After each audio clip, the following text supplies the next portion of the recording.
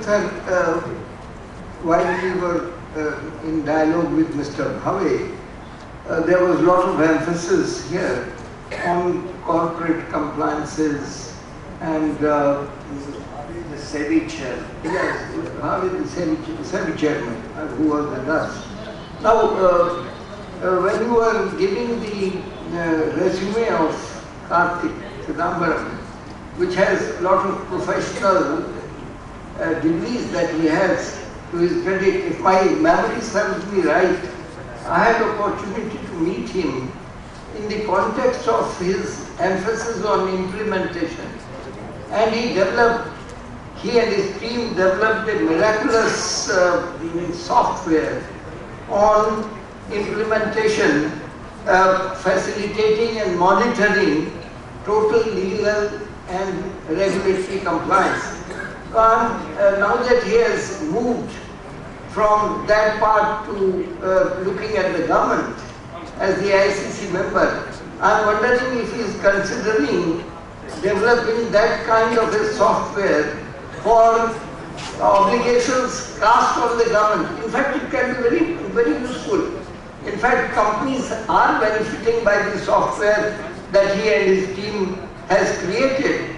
I think a similar software needs to be created by him to monitor and facilitate and supervise whether the obligations being promised or taken up by the government, including his dad as the finance minister, are they being implemented? Is a software of that kind being created by him? It can be very useful. But I don't think I have any ambitious plans of selling anything to the government of India, other than my But coming back to it, I think we as citizens also must take democracy a little bit more seriously. We believe that democracy is a one-way street where we think we just go on vote and somehow a government will get formed and will look after our interests. Democracy is a lot more dynamic process than that. We must demand from government a lot more. We must use the tools which are available to us to demand from government, educate government, and to make it a little bit more efficient. So I don't think we should abdicate our responsibilities and say somehow government should become more efficient, which is definitely the wish for everybody, and all of us just step aside and hope it happens on its own. That won't happen. I think we need to engage with government, engage with politics, engage with politicians to make sure that change happens. Sajid? Yeah, he's the chairman of Karnataka State Council. Both of you spoke on your vision for the country and the fact that, in particular, I take the point that implementation must improve. I have a quick thought process which I want to share with both of you and get your views on it. A vast majority of this country is under 27 years. Like, you tweak your statistics a little, I think 72% of the country will fall within that 30-year bracket. One. Two, whilst, as Karthik rightly said, I think India is probably the most equal and the flattest it has been today than ever. People have started expecting governance at their doorstep. People don't expect governance anymore at the macro level. I need everything done at my doorstep. I'd expect a politician to be at my doorstep. Three, the percolation of information, the telecom revolution, the Sam Petronas of the world have kind of helped. But what has really not happened is, whilst India is a vibrant democracy today, democratization of the political party has not happened. Now, what is the problem is this.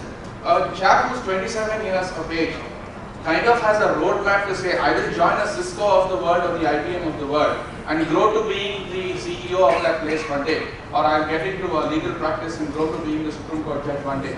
But I don't have a roadmap which is put up by any political party, and I don't mean to counter one over the other. But no political party today has a roadmap for the youth of this country to say, if I do A, B and C, these are the thresholds by which I'll be gauged, and I will do something at least in the party organizational perspective, not so much in the governance.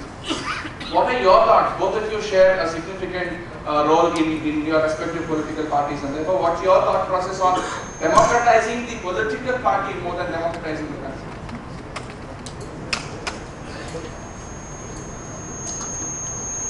Actually, you cannot have a step-by-step process or a roadmap, a stipulated roadmap for any democratic, democracy doesn't work that way. And of course, I mean, one of the major problems we have is what we call as family politics, and yeah, both of us are. Yeah, as he says, victims and beneficiaries. In a way, it does take away the hope from a youngster who comes into the party when he or she sees that, you know, you cannot get there because you don't belong to a family. But it is not so also. I mean, people have gone beyond that and they've achieved. But I think our democracy is still too young, and we haven't really figured out how to work, how to, in a way we still believe in this, you know, dynasties and inheriting things.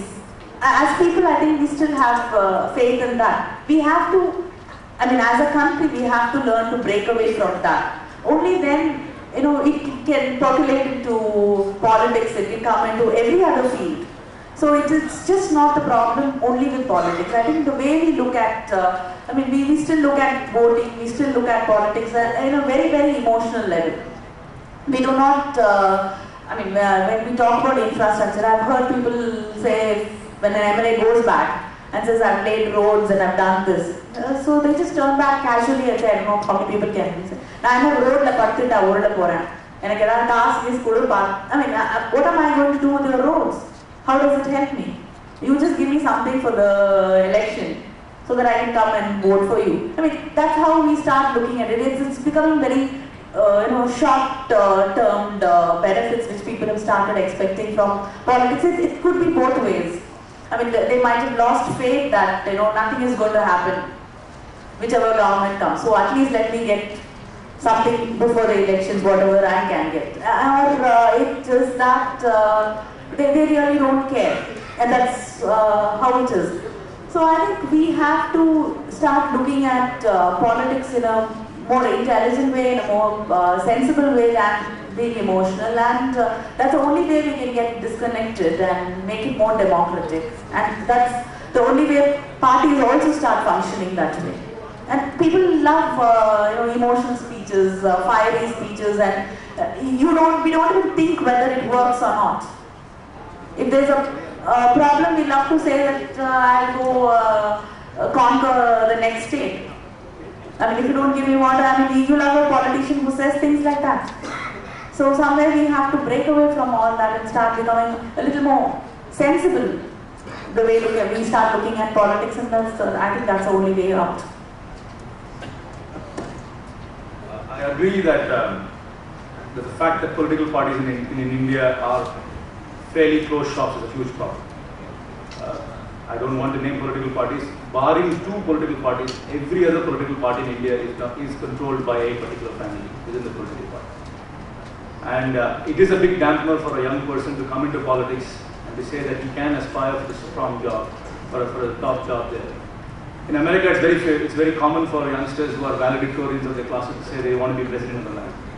And it's considered okay for a young man to say that. But if you're a member of a political party and you're not a member of the family, it's unthinkable for you to say that you will aspire for the leadership of the party. You can join ICICI tomorrow and say you want to be the chairman of ICICI, and it will be completely acceptable. You can join Morgan Stanley and say you want to be the chairman of Morgan Stanley, it will be completely acceptable. But it will simply not be acceptable in a political party which is family controlled for a member of who's not a part of the political family to come and say he or she aspires to the top job. And I think that's a huge problem. This alienates and completely barricades the vast majority of youngsters from joining politics. This is one of the primary reasons why a lot of educated people don't take the risk. But this has to change. But is this going to change because political families are going to cede control? I don't think so. This has to be forced to change. The only way every revolution happens is if there is a mass demand and there is a mass movement happening from the grassroots level which is make this change. But I really don't see political families coming on. Maybe there will be certain enlightened leaders who will abdicate their own family's position and bring in fresh leadership.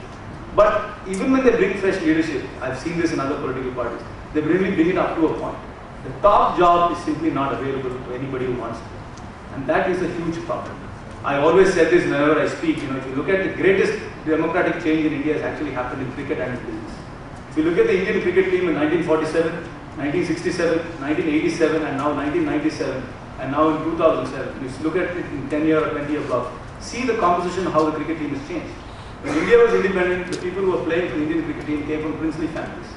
Then they started coming from the metros where they came from the public schools.